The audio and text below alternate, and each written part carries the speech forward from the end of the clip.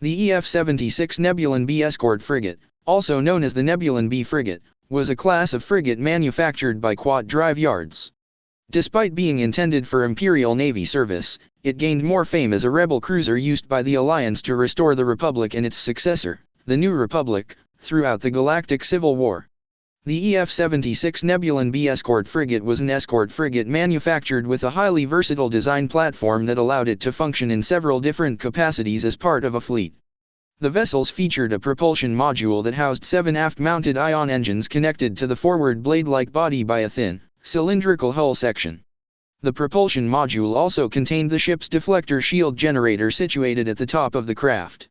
A primary long-range communications array protruded from the top of the craft. Time out. That is just a Wookieepedia article using some text-to-speech software. Try again. The EF-76 Nebulon-B escort frigate, also known as the Nebulon-B frigate, was a class of frigate manufactured by PSWYT drive yards.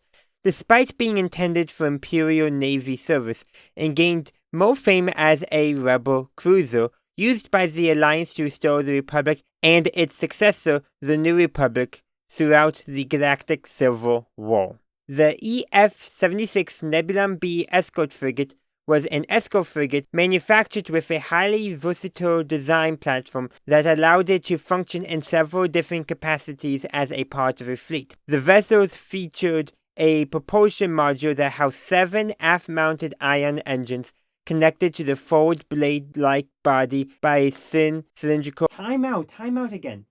You're doing better this time. It's actually using the human voice this time, but that's still just the Wookieepedia article word for word.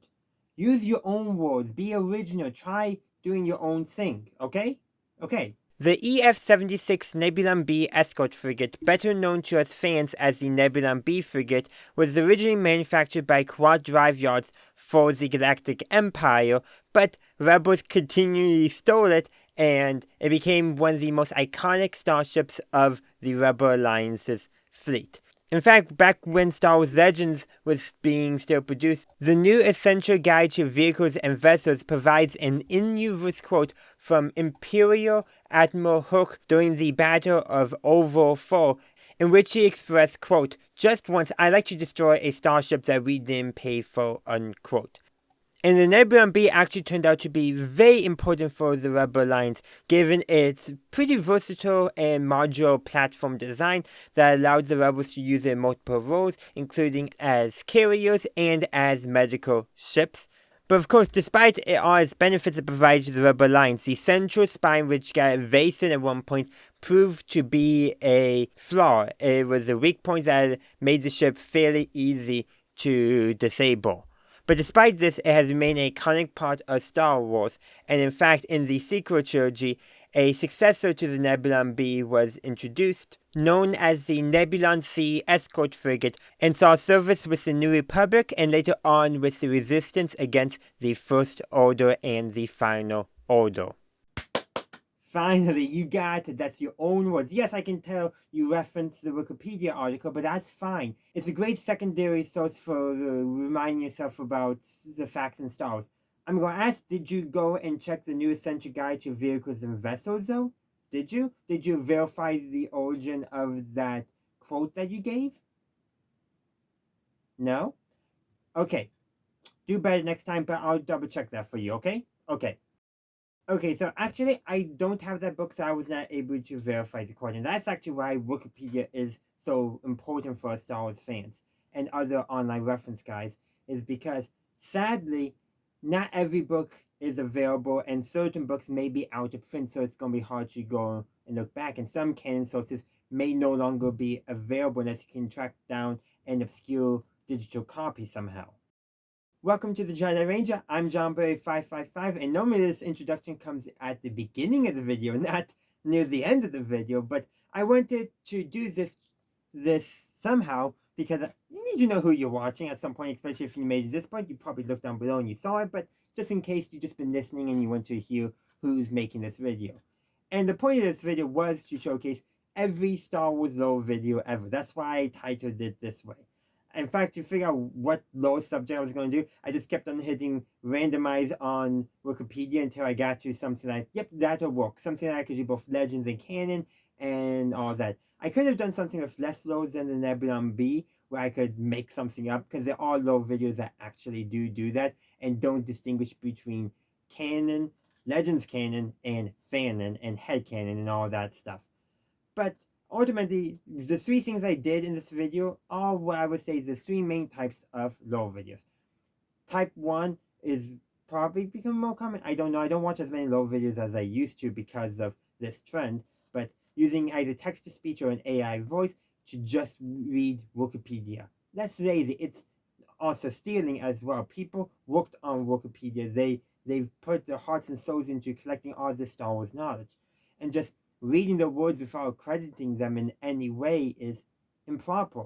I'll try my best to do it. I don't know if I can get the full edit history, but at least I'm going to let you know that my first two versions are literally word for word the beginning of the Nebulon-B article on Wikipedia in Canon. That's literally what I did there, because people legitimately do that. The second time, I used my own voice reading it rather than using a text-to-speech translator. And by the way, I refuse to use an actual AI voice. I'd rather use just a text-to-speech voice, which keeps that a little bit of robotic sound unless you know that it's fake, that's artificial, that's not a real human involved.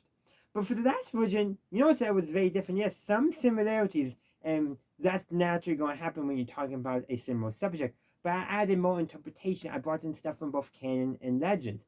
It actually took more work, more takes to actually get right. Yes, when I was doing that second version, I did have to retake because I tripped over a word. But with the third version, I actually had to stop, retake, not just because I made a mistake in speaking, but I'm just like, you know what? I don't want to say it that way. I want to say it this way instead.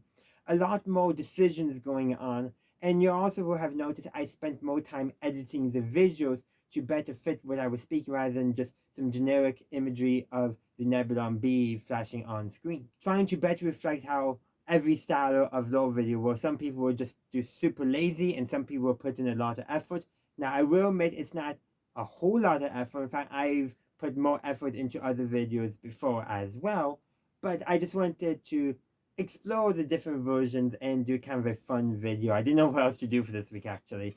And actually, I do have another video in mind, which, I'm going to love this video when it comes out. But it's going to be in 1, 2, maybe even 3 weeks, depending on how long it takes me to do the pre-production. Because this video that I have in my head, I love. To give you a hint, it's related to Star Wars Andor and World War II. Not going to say anymore because I don't want to spoil it for you, but I am so excited for it because I had this idea and realized I couldn't do it in time for today. So I had to put it off a little bit, but I can't wait until I finish it. Let's do a call to action now. Yep. I'm calling out exactly what I'm doing to get you to engage in my video. You can like, share, comment, subscribe. You know all that stuff, but it's the commenting I want to hear. What are your opinions on lore videos for Star Wars on YouTube? You can expand this beyond Star Wars as well, because I do see similar trends with other franchises as well. There's a lot to discuss about lore videos. I hope to actually do some more lore videos on my channel, but I want to do the higher production value, and I also kind of want to do more sketch-based lore videos, if you will. Try to get a good framing device for doing them. Essentially, I want to do in-universe lore videos. There's a lot of work in doing that, including getting a costume, and I don't have that in my budget right now. So if you want to help me for that, consider becoming a channel member. You get early access to all my videos, and I hope to see you for my next video. Thank you for watching my video. I do hope you enjoyed it. If you did, please be sure to give this video a like and share. Also, consider subscribing to my channel to stay up to date on all my latest content. In the meantime, thank you for watching, and as always, have a good day, a good night, wherever you are. May the Force be with you always.